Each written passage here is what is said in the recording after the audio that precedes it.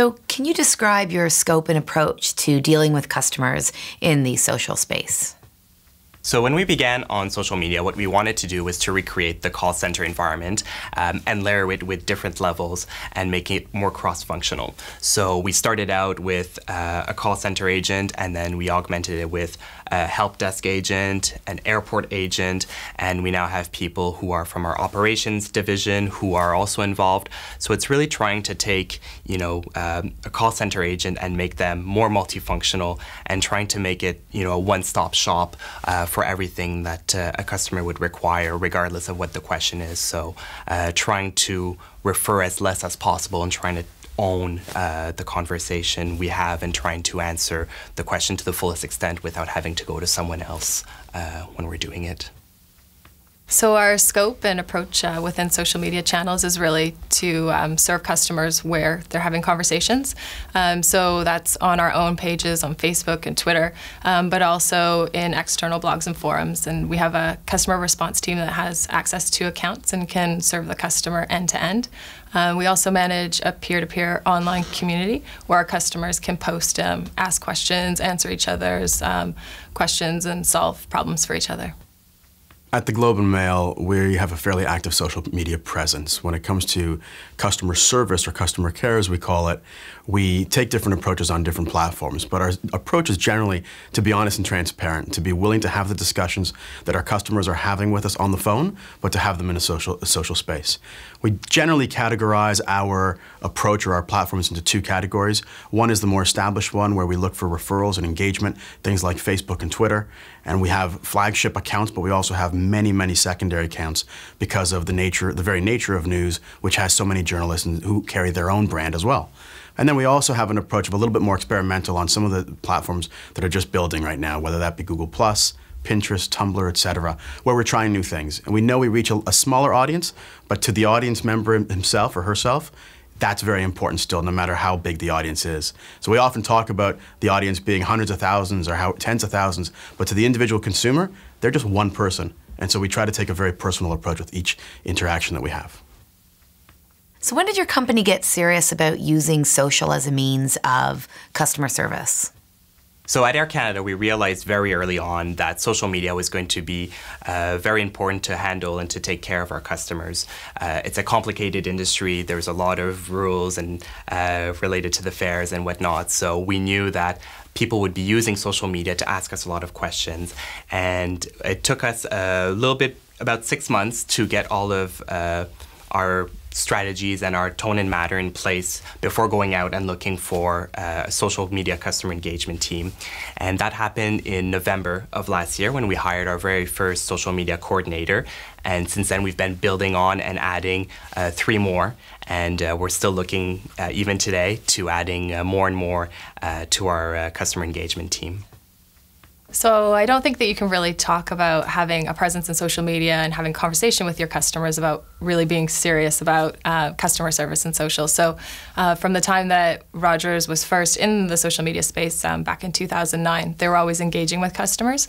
And it was really in late 2011 when they established the customer service team, my team, who could handle those customer transactions end to end. So you could really say that we've been absolutely serious since the end of last year, but we've been serious from the very beginning. There are many different ways in which a customer can interact with the Globe and Mail. So our addition of social media into the customer care area was really pinned around the launch of a new product called Globe Unlimited.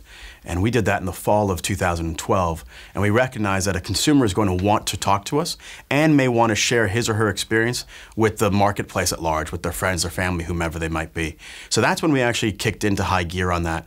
But just as video didn't exactly kill the radio star, Twitter isn't exactly killing the call center, it's not killing our email interactions, it's just an additive layer. So we really realized very, very quickly after launching that it's just an incremental additional expense and resource cost, but it's the expected cost of doing business today because a customer wants to be talked to the way they want to be talked to, not the way we want to talk to them.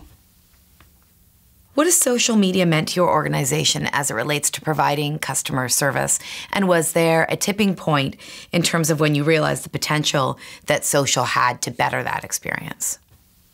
I think the real tipping point at Air Canada when social media became very crystal clear would help us in providing quality care was in December of 2010.